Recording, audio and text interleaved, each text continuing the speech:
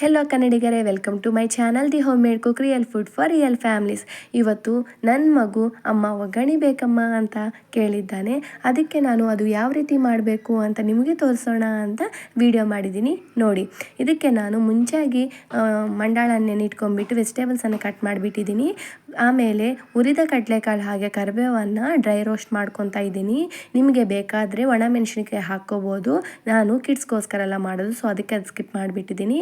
ಇವಾಗ ಅವು ರೋಸ್ಟ್ ಆದಮೇಲೆ ಸೈಡಿಗೆ ತಕ್ಕೊಂಬಿಟ್ಟು ಇದರಲ್ಲಿ ಆಯಿಲ್ ಹಾಕಿ ಅದೇ ಬಾಣಲಿಗೆ ಸ್ವಲ್ಪ ಆಯಿಲ್ ಹೀಟ್ ಆದಮೇಲೆ ಕರಿಬೇವು ಸಾಸಿವೆ ಹಾಕಿಬಿಡಿ.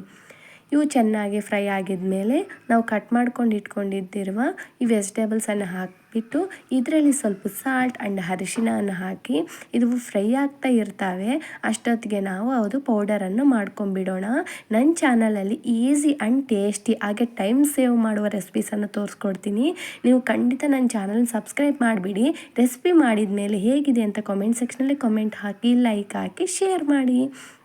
ಈಗ ಪೌಡರ್ ಹಾಕಿದ ಮೇಲೆ ನಾವು ಇದರಲ್ಲಿ ಫೈನಲ್ ಇಂಗ್ರೀಡಿಯೆಂಟ್ ಹಾಲು ಹಾಕ್ತಾಯಿದ್ದೀನಿ. ಇದು ಸೂಪರ್ ಆಗಿರುತ್ತೆ ರೀ. ಒಂದ್ಸಲ ನಿಮ್ಮ ಮನೆಯಲ್ಲಿ ಖಂಡಿತ ಟ್ರೈ ಮಾಡಿ. ಬಾಯಲ್ಲಿ ಇಟ್ಕೊಂಡಿದ್ರೆ ಕರಗುತ್ತೆ, ಅಷ್ಟು ಚೆನ್ನಾಗಿರುತ್ತೆ. ಈಗ ಇದು ಫ್ಲೇಮನ್ನು ಜಾಸ್ತಿ ಇಟ್ಟು 2 ಮಿನಿಟ್ಸ್ ಆಗಿ ಆಫ್ ಮಾಡಿಬಿಡಿ. ಈಗ ಮಂಡಾಳ ಹಣ್ಣು ನಾವು ನೆನಿಟ್ಕೊಂಡಿದ್ದೀವಲ್ಲ, ಹಿಂಡು ಒಂದು ಪ್ಲೇಟಿಗೆ ತಕ್ಕೊಂಬಿಟ್ಟು ಈ ಕರಿಯನ್ನು ಇದರಲ್ಲಿ ಹಾಕಿಬಿಟ್ಟು ಪೌಡರನ್ನು ಹಾಕಿ ನೀವು ಚೆನ್ನಾಗಿ ಕಲಿಸ್ಕೊಂಬಿಡಿ.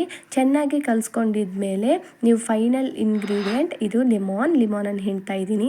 ಅಷ್ಟೇ, ಎಮ್ಮಿ ಆಗಿರೋ ಒಗ್ಗರಣೆ ರೆಡಿಯಾಗಿದೆ. ಇದು ಖಂಡಿತ ನಿಮ್ಮ ಮನೆಯಲ್ಲಿ ಟ್ರೈ ಮಾಡಿ.